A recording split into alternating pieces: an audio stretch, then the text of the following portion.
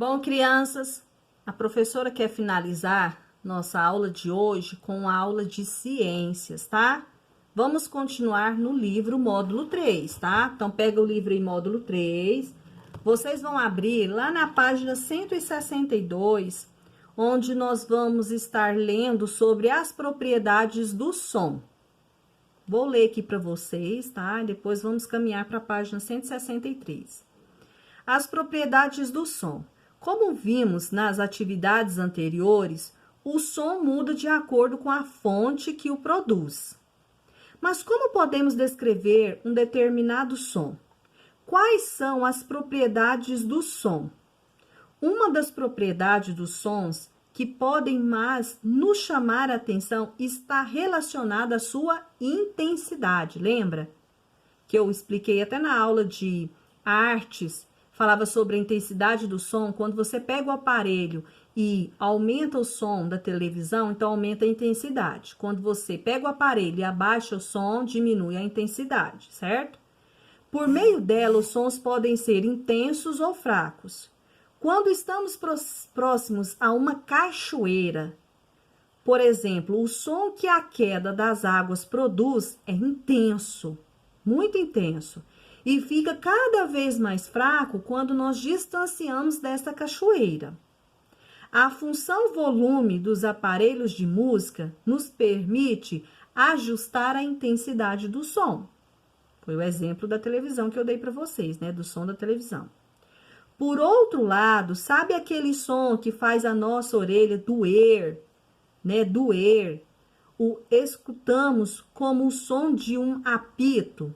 Pega um apito, aquele som, aquele barulho que chega a doer o ouvido, né?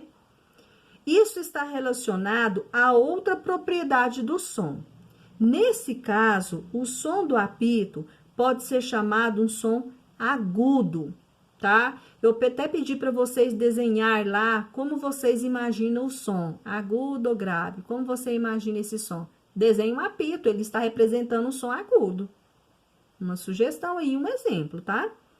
Já o ruído de um leão não causa esse efeito. Quando o escutamos, é um exemplo de um som grave. Olha aí outra sugestão para você desenhar.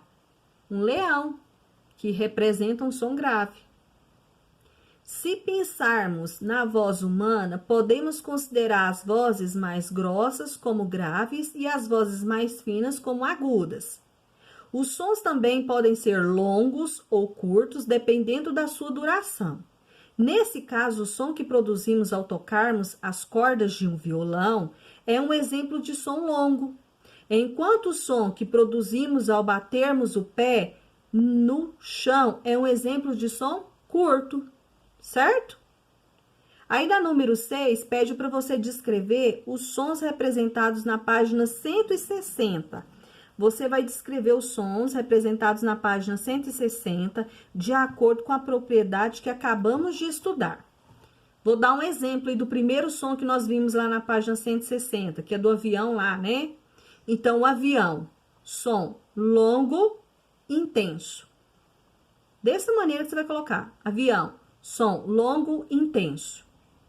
Choro do bebê, som longo e agudo. Choro do bebê, som longo e agudo. Choro da goteira da torneira lá pingando lá, som curto e fraco. Som curto e fraco. Sapato nas escadas, as pessoas lá, o caminho lá, né, caminhando. Então, sapatos nas escadas, som curto e fraco, tá bom?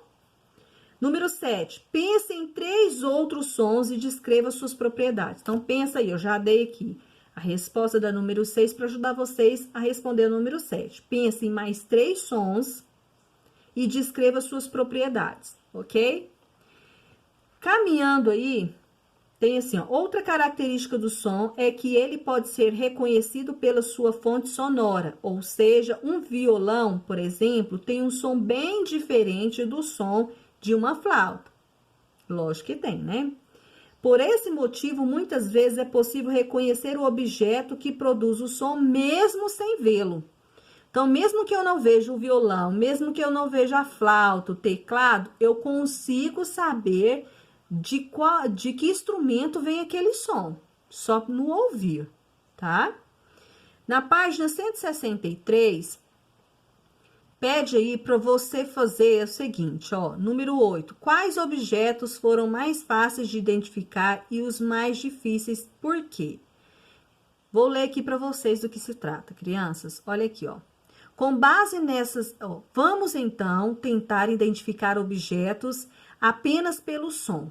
Para isso, formem grupos com a ajuda do seu professor. Um dos membros do grupo vai ficar com os olhos vendados e separados dos demais integrantes do grupo, que deverão escolher 5 objetos diferentes, seja da sala de aula, seja de fora dela. Nós vamos estar fazendo essa atividade aqui na nossa aula online, para que nós possamos responder esse quadro que aqui aparece, que fala sobre descrição do som, conseguiu identificar o som e qual é o objeto usado. Então, nós vamos fazer na nossa aula online, né, essa atividade para que vocês possam completar o quadro abaixo.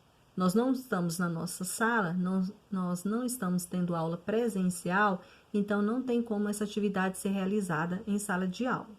Porém, nós temos nossas aulas online.